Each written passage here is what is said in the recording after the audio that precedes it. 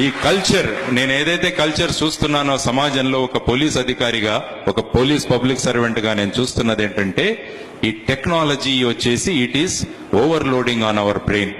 Technology ప్రవాహంలో పడి కొట్టుకుపోవడం మన సలహా. మీ ఫ్రెండ్స్ వచ్చి అడుగుతారు, మీరు ఫేస్బుక్ లో ఉన్నారా అంటే, మేము ఫేస్బుక్ లో లేమంటే అది నామోషి అనుకుని మనం ఫేస్బుక్ లో జాయిన్ అవుతున్నాం. నన్ను చాలా మంది అడుగుతారు, మీరు ఫేస్బుక్ లో ఉన్నారా అంటే నేను చెప్పాను, నాకు ఒక ఫేస్ ఉంది, నా దగ్గర చాలా పుస్తకాలు ఉన్నాయి అని. So only this I have only Facebook. మొన్న ఒక స్కూల్లో వెళితే ఒక 10 సంవత్సరాల అబ్బాయికి 1000 మంది స్నేహితులు ఉన్నారట ఫేస్బుక్ లో. ఆ అబ్బాయిని అడిగాను, ఏం చేస్తావు నువ్వు, ఎంత సమయాన్ని నువ్వు వెచ్చిస్తావంటే, రోజుకు 2 గంటల సమయాన్ని నేను ఫేస్బుక్ లో.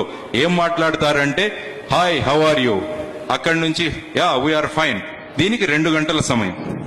నేను ఆ అబ్బాయికి చెప్పాను, నువ్వు ఒక మెసేజ్ పంపించు, నేను 50,000 రూపాయల ఫీజు కట్టాలి, మిత్రులారా ప్రతి ఒక్కరూ 500 రూపాయలు నా బ్యాంక్ అకౌంట్ కు పంపించండి అని మీ ఫేస్బుక్ లో ఒకటి పంపించండి. ఒక్క మిత్రుడు కూడా మీకు రిప్లై ఇవ్వడు. అందుకనే నేను చెప్పేది ఏంటంటే, 1000 మంది ఫేస్బుక్ మిత్రుల కన్నా మీ ఫేస్ ను ఒక బుక్ గా చదవగలిగే 4 మిత్రులను సంపాదించండి చాలు. That should be your life. That is your life. ఎందుకండి ఇంతమంది 1000 మంది మిత్రులు ఎందుకు మనకు? అనవసరం. ముఖ్యంగా అమ్మా, ఈ ఫేస్బుక్ లో అవతల వాడు ఆడ మగ ఇది కూడా తెలియదు మనకు. Because it is a faceless book.